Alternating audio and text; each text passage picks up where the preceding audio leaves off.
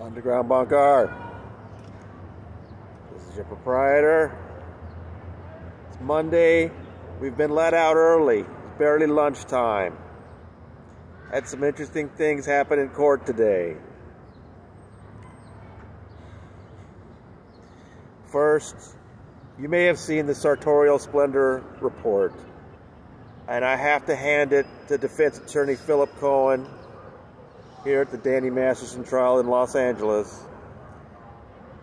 What a stunning outfit today. Kind of a light blue suit with what I was told is a window pane pattern, sort of like pinstripes on both up and down, vertical and horizontal. Kind of a pale coral, almost salmon kind of shirt and tie, and then a green polka dot pocket square. Another just winner from Philip Cohen. I was barely, I've been talking to that with the other journalists. We're all trying. The journalists are helping me now. They want to make sure I get that right. And but then Karen Goldstein wanted a sidebar, and they wanted to talk about something under seal. Whatever. And let me just, how do I preface this? You know, it's been more than 5 years since the underground bunker broke the story that Danny Masterson was being investigated by the LAPD for multiple rapes. You know how many things we've covered and the people we've interviewed, and now 4 weeks of trial testimony, and the players we've gotten to know: Judge Olmedo, Philip Cohen, Reinhold Mueller, and the sidebars they have. And of course, we're always curious, what are they talking about up there? So imagine, here we are, pretty much the last day before we go into closing arguments, and the judge looks at me and said, "Mr. Ortega, can you come up here, please?"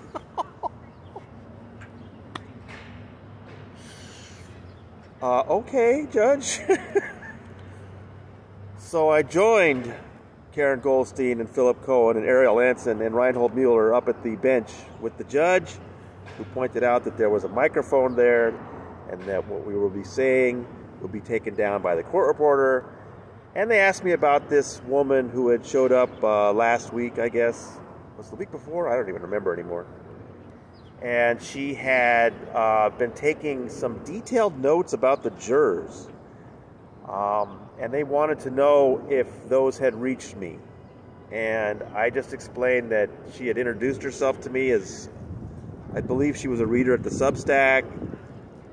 She was intrigued and decided to come down, and I think she was told by the judge that there was nothing wrong with her taking notes. But apparently the defense was making an issue of that now, and they wanted to know if these had been sent to me. But I told them truthfully, no, they haven't been sent to me. So she then asked Karen Goldstein if there was anything else they wanted to do with me. She said no. And that was the extent of my time at the bench. But, it was kind of a final amazing little moment for this reporter after this 5-year saga.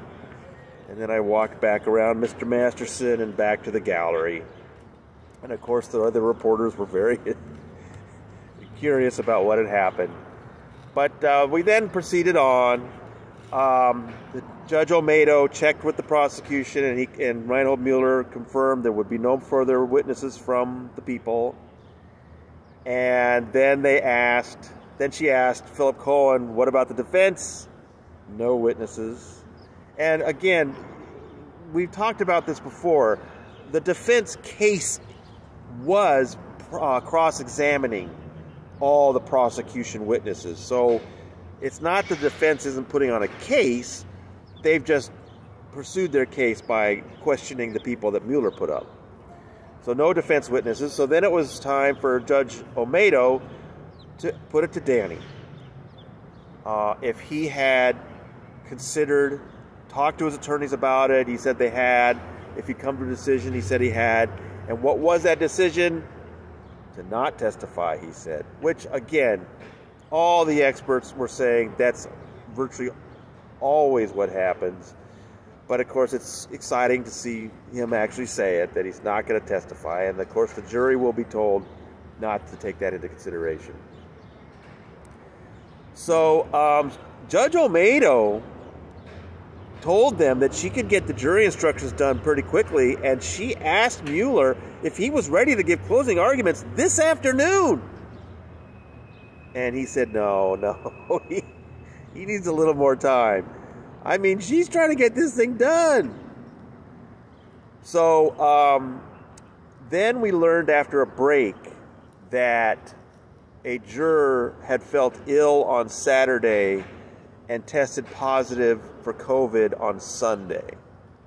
So they discussed what the protocols are, and Judge Olmedo said that, you know, there are certain protocols for if you're not symptomatic but you test positive. But if they're feeling ill, then they would just have to wait until that person is no longer feeling ill and then test them. So she was saying 10 days, something like that. So she asked both sides, can we just go ahead and replace this person? And Philip Cohen refused to stipulate. Now, I don't know if this was just an attempt to delay things or not, but Judge Olmedo just decided on her own that, you know, the conditions called for it, and, you know, interest of justice, let's replace this juror right now. So they brought the jury in. At that point, what they do, and there's the missing chair, and then I believe it was seat number 7. So the person that's in the front row to the far left, that chair was open. And so the clerk then pulls a number out of a hat, and a younger Anglo woman was sent to that seat. So I believe the split now is 7 women, 5 men. We started out with 7 men and 5 women. We went to 6-6, and now it's 7 women and 5 men. Still a pretty healthy mix between Latino, Black, Asian, and white. It's an interesting mix. I think it's really reflective of LA. They seem like good jurors to me. So at that point, once that was all taken care of, defense attorney Philip Cohen moved to dismiss the case. And I have to say, it felt really pro forma. It was just sort of like, this is the point in the case when, now that all the testimony's in, all the witnesses are done, now the defense moves to dismiss. I just felt like it was totally routine. He stood up and said a few things about how the evidence just didn't prove the case, and then Judge Olmedo asked Mueller to respond. He didn't even stand up. He's just sitting there at the table saying, oh, no, we've put in enough evidence. And she, you know, she denied the motion. So, but again, like I said, it just felt very formulaic and not really that much of a serious thing. So then we just spent the rest of the morning with the judge reading various admonitions and stipulations to the jury. I didn't get them all down. I mean, a lot of the stuff was just going back over stuff we've talked about during the evidence part of the trial. And that was it. And tomorrow morning, so she dismissed the jury. They spent some time on exhibits after the jury was gone. There were a little bit of objections here and there between the two sides over certain photos and stuff like that. You can see my notes. It was mildly interesting. But that's it. We were done for the day, and tomorrow morning we will start closing arguments. She talked about it going all day, 9 to 4, possibly to 4:30 if they're close to finishing. And that, you know, we might even come back Wednesday morning to finish. So she expects these closing arguments to be quite involved. And then the jury will have it. So we may be getting a verdict, who knows, Wednesday afternoon, Thursday morning. But her schedule says no court on Friday. So she's doing her best to get us a verdict on Wednesday or Thursday of this week. Wow. It's suddenly coming, you know, near. Well, we'll have a big full day of closing arguments tomorrow. That should be very interesting. I hope you enjoyed that podcast with Leah Remini this morning. Really am thrilled that she agreed to do that, and we put that together on Sunday. One other thing I thought I'd better go over now. We'll talk about it later on as well. As far as the statute of limitations is concerned, I'll try to do this real quick just to remind you. Some of you apparently aren't still not clear on this. Because of the age of these cases, of the incidents, the government could not charge Danny Masterson on any of these 3 alleged rapes individually. They won't fit the statute of limitations. It's been too long. But once they put them together under California's one-strike law, and there are multiple, that's the key word, multiple forcible rapes, then they carry potential life sentences, and that's when there's a potential life sentence involved, there is no statute of limitations. This is what Deputy DA Reinhold Mueller explained in the pretrial hearing. So, they filed 3, but they need 2. You got to get that word multiple. And yes, what that means is, if this jury only convicts Danny on 1 of those 3 alleged rapes, he's not going to prison. They need 2. So again, they filed 3, they need 2. So something to keep in mind as we get ready for closing arguments and then deliberations. All right, wow, super sunny noon here in Los Angeles.